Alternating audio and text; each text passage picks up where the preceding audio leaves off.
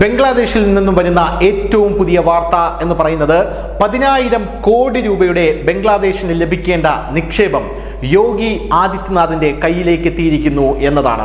യോഗി ആദിത്യനാഥ്, നമ്മുടെ ഉത്തർപ്രദേശ് മുഖ്യമന്ത്രിയായിട്ടുള്ള യോഗി ആദിത്യനാഥിന്റെ ഈ വമ്പൻ നീക്കം കണ്ട് ഞെട്ടിയിരിക്കുകയാണ് മുഹമ്മദ് യൂനിസ് എന്ന് പറയുന്ന ബംഗ്ലാദേശിന്റെ ഇപ്പോഴുള്ള മുഖ്യ ഉപദേഷ്ടാവ് എന്ന് പറയുന്ന വ്യക്തി.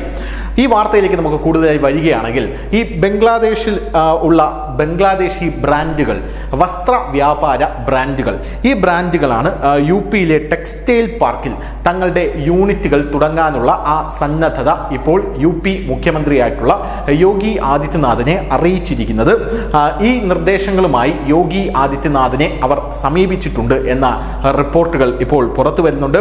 യു പിയിൽ അവരുടെ നിക്ഷേപം എന്ന് പറയുന്നത് ഏകദേശം 10,000 കോടി രൂപയുടെ നിക്ഷേപമാണ് എന്നും അറിയാൻ സാധിക്കുന്നു.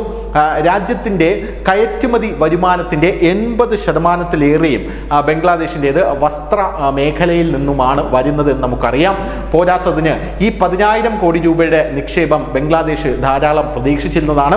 അവിടെയുള്ള വസ്ത്ര വ്യാപാര ബ്രാൻഡുകൾ എല്ലാം തന്നെ ബംഗ്ലാദേശിലെ നിലവിലെ സാഹചര്യം കണക്കിലെടുത്ത് ഇന്ത്യയിലേക്ക് എല്ലാവരും ഓടി വരുന്ന, അല്ലെങ്കിൽ ബംഗ്ലാദേശിൽ നിന്നും ഇന്ത്യയിലേക്ക് പറിച്ചു നടപ്പെടുന്ന ഒരു സാഹചര്യമാണ് ഉണ്ടായത്.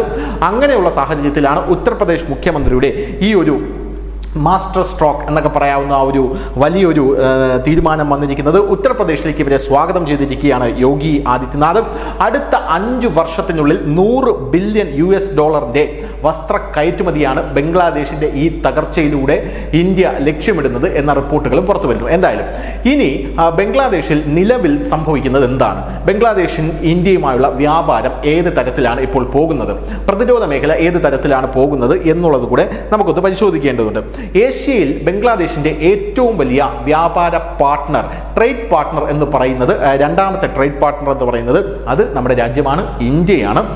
നമ്മൾ പ്രധാനമായിട്ടും ബംഗ്ലാദേശുമായിട്ട് ട്രേഡ് നടത്തുന്നത് അരി, ഗോതമ്പ്, ഉള്ളി, വെളുത്തുള്ളി, പഞ്ചസാര, കോട്ടൺ, ധാന്യങ്ങൾ, ശുദ്ധീകരിച്ച പെട്രോളിയം, ഇലക്ട്രോണിക്സ്, പ്ലാസ്റ്റിക്, സ്റ്റീല് തുടങ്ങിയ വിവിധ ആവശ്യ ചരക്കുകൾ ഇന്ത്യയും ബംഗ്ലാദേശും തമ്മിൽ ട്രേഡ് ചെയ്യുന്നുണ്ട്. 2022 23 ഇന്ത്യ ബംഗ്ലാദേശ് 2-വേ വ്യാപാരത്തിൽ $16 ബില്യൺ ജനറേറ്റ് ആയത്, അല്ലെങ്കിൽ $16 ബില്യൺ 2-വേ വ്യാപാരമാണ് 2023-24 മാത്രം നടന്നിരിക്കുന്നത്.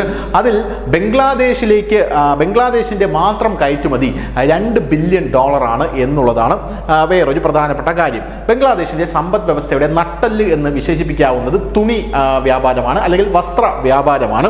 ഈ വസ്ത്ര വ്യാപാരം ബംഗ്ലാദേശിന്റെ GDP-യുടെ 11% സംഭാവന ചെയ്യുന്നത് ഈ വസ്ത്ര വ്യാപാര മേഖല. ഇന്ത്യയിൽ ഏറ്റവും വലിയ രസകരമായ കാര്യം എന്താണെന്ന് പറഞ്ഞു കഴിഞ്ഞാൽ, ഇന്ത്യയാണ് ബംഗ്ലാദേശ് അവരുടെ നട്ടെല്ലായിട്ടുള്ള ഈ വസ്ത്ര വ്യാപാര മേഖലയെ പരിപോഷിപ്പിക്കാനായി ആശ്രയിക്കുന്നത്. കാരണം ഇന്ത്യയിൽ നിന്നാണ് ബംഗ്ലാദേശിലേക്ക് റോ മെറ്റീരിയൽസ് പോകുന്നത്. ഇന്ത്യയുടെ ആ കോട്ടൺ ഉൽപാദനത്തിന്റെ, അതായത് പരുത്തി ഉൽപാദനത്തിന്റെ 35% നമ്മൾ ബംഗ്ലാദേശിലേക്കാണ് കയറ്റി അയച്ചുകൊണ്ടിരിക്കുന്നത്. ഇത് ബംഗ്ലാദേശിൽ ഈ വിഷയമെല്ലാം വന്നതിന് ശേഷം, ആഭ്യന്തര കലാപം വന്നതിന് ശേഷം ഇന്ത്യ നിർത്തലാക്കി. ഇത് നിർത്തലാക്കിയതോടുകൂടി ബംഗ്ലാദേശിൽ പണപ്പെരുപ്പം നിയന്ത്രണാതീതമായി, തൊഴിലില്ലായ്മ കൂടി. പോരാത്തതിന് രാജ്യത്തെ GDP-യുടെ വളർച്ച, അതായത് ബംഗ്ലാദേശിന്റെ GDP-യുടെ വളർച്ച 6.3% നിന്ന് 5%-ലേക്ക് കൂപ്പുകുത്തുന്ന കാഴ്ച കാണാനായി സാധിച്ചു. പ്രതിശീർഷ വരുമാനത്തിലും ഇടിവ് ബംഗ്ലാദേശിൽ രേഖപ്പെടുത്തിയിട്ടുണ്ട്.